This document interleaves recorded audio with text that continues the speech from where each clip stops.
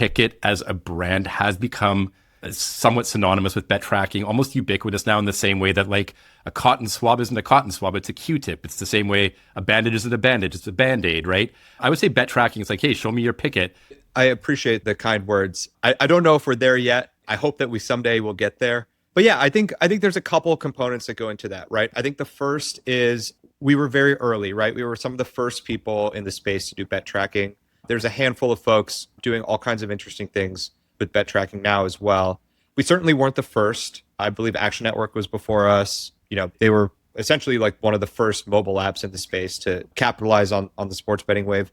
But being early or relatively early was very helpful. We noticed in the early days of like, you know, people on gambling Twitter blowing smoke about, you know, I'm up 10,000 units. And at the time, Pikkit was the only solution out there that was like, at least like, it's not perfect, right? But like pretty close to being able to verify, at least just like directionally, is this person, do they know what they're talking about or not? That was one. And then the second was social has always been an interesting and an integral part of Pikkit's journey, right? We've always felt that like betting is inherently a social activity, right? Gambling Twitter shows that, group chats show that, like people want to talk about the bets they're making. We always felt that if you want to talk about the bets that you're making, you actually need to have skin in the game,